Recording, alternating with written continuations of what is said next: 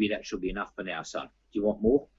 Oh, it's only half an hour and you didn't even give me a funny story. You just told me turn it up. Oh, well, the other thing's funny. All right, let me. Well, it was all pretty funny though, because it was like, what the fuck's going on? I'm just thinking, from the time that MP prick got on the bus, Okay. I just thought, oh, here we fucking go. Time to What do you time to mean, put here the. we go? Like you're expecting it? Well, no, I just thought, here we go. Some prick carrying on like this. You know, I thought not that I was expecting it these days. I would be, but I didn't think here we go so much as and now it starts. You know what I mean? Is this how it's going to be? Perhaps I was thinking something like that. Thinking I think it's going to be. Because I wasn't completely sort of empty-headed about what to expect. I suppose. After all, I had seen many movies. Of course. And Ross, I knew that it was all fiction. It gives you some idea of reality. Yeah, that's true. Of what it might be like. And also, remember, I was from a military family, so my father, having been in the Air Force, and two older brothers in the Navy. And I also had an older sister in the Army and another older sister in the Air Force. So I did know something about what to expect in the military, although experience at first hand, of course, was vastly different. That was for sure. After I'd been there for a while, to experience the raw, brutal reality of it. Yeah.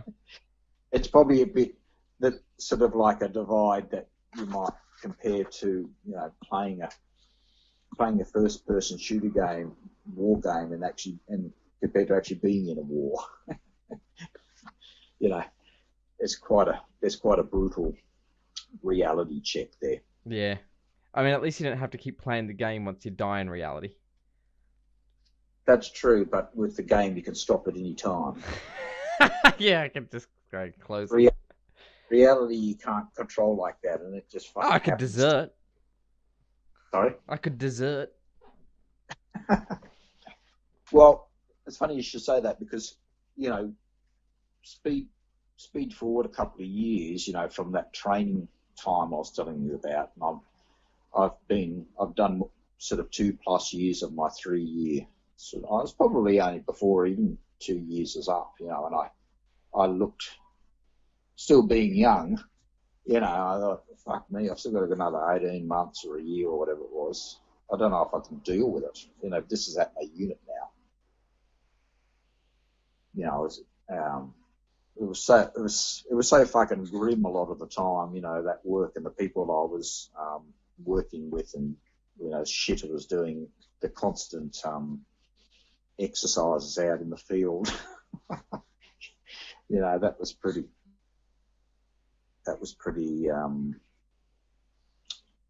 dire. Yeah. Is that a sneak peek to future stories? Yeah, the point I was going to make was that morale was so low generally, I think, in the army all around, and our unit during those years, which was basically 85 to 87. Yeah. That they had Free hookers every second weekend. Well, that's what they should have fucking organised, and things would have been probably better. But they were having like an average of one AWOL a week from our unit alone, and that was of about 280 or so guys, right? So one a week. That's AWOL, meaning absent without leave, meaning people didn't show up after the weekend, is what normally happened. Or they just wouldn't show up the next day for work, and they were supposed to be there. They weren't there. Where were they? No one knew. They hadn't heard from them. So they were AWOL. And so this could have gone on, it might have been a day with someone, I don't know, there might have been a legitimate excuse maybe, or they might have pissed somewhere and, didn't wake up the next morning, or so it could have been accidental, or there could have been a good reason for a short term, maybe, absence. But a lot of the time these guys would just go, oh, fuck this, I've had enough of that, I hate doing that shit, or working for that prick, or whatever. You know, I don't want to Sensible. go out. Sensible, well-minded people. Yeah, I don't want to go out bush again, you know, for another 3 or 4 or 5 weeks or whatever, live like a dog, you know. There weren't many probably thinking exactly that, because that's the sort of thoughts that I think, you know, sort of a bit more of a thinking person, whereas a lot of guys in these units, truthfully, they weren't. You know, this was an artillery unit, so they weren't the sharpest pencils in the box, let's say.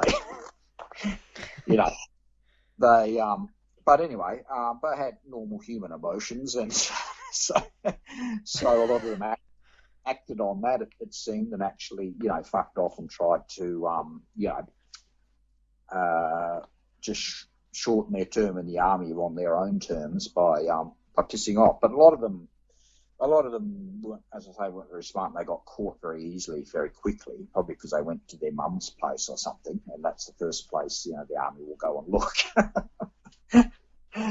A relative or something like that, you know.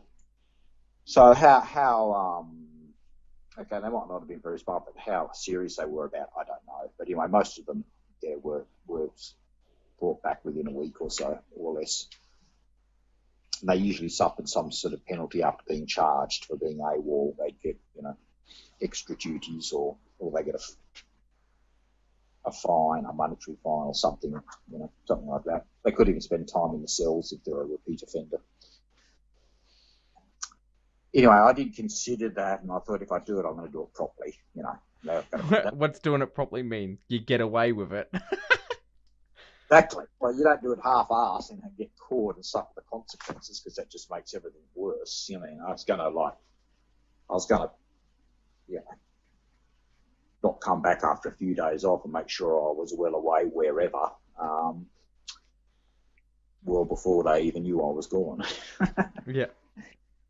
I did find out about what goes on when, you know, apparently, you know, that I was told that if you're gone for X number of days and they don't know where you are and haven't heard from you, they can actually just give you an administrative discharge. Oh, really? Yeah, so that's what I was banking on. I think it was something like 40 days or something. If you were gone, they could do that. But whether they would or not, who knows? I mean, I don't know what the real story was. So what? Anyway, it's not like you'd put it this way. It's not like you'd be on the land for the rest of your life. Yeah, you'd be so terrified. Like what?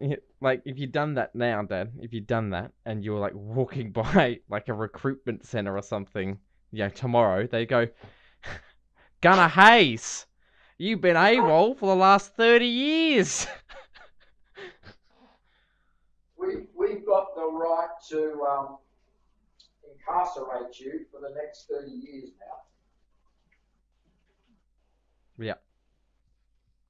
And then you had to show up at a base that no longer exists. Sorry? You have to show up at a base that no longer exists. Anyway, needless to say, I didn't follow through with that, because as time went on, you know, time was growing shorter and shorter. I thought I'll just stick this out to the end, and then I don't have to worry about, you know, actually having to do this. Mind you, like I said before, had I signed for the 6 and I had at least 3 or 4 years stretching ahead of me, I may well have gone down that path. So in the end, it was too much effort to try and go AWOL, and you just decided to stick it out. Yeah, because time was getting, you know, growing less and less, and I thought I'll just grin and bear it. You know, I'll grit my teeth, and I'll just see it through to the bitter end. I see. Plus, you know, there may have been a certain amount of stigma attached to that in some people's mind. Had I done such a thing? And when I say people, I mean people I know. Yeah. You know, like other family members or friends or acquaintances or whatever. You know. Well, it certainly says something about your character, either one you do. Yes, it does speak, I suppose, sure that, well, I'm not sure, but I think it's likely I I'm could have done. recording this, just so you know. So, a bit more professionalism would be nice.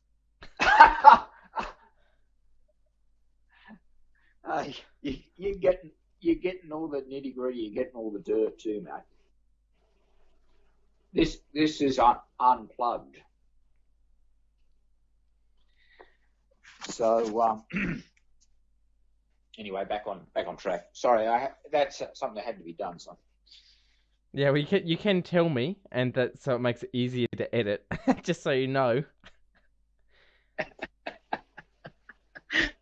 so things like that just enrich the tapestry of what's going on here. Life doesn't It's all stop for a story. That's right. It's all very human. It's all very real. It's unedited. It's it's balls and all. Anyway, yeah. So that's what I was thinking at the end. Coming closer to the end, I was, oh fuck, I'll just stick this out. It's just as horrendous as it was, and as unhappy as I was, sort of having to, turn up every day at work and put up with all the bullshit and all the wankers. Yeah, I decided to just stick it out in the end. There you go. The great anecdote.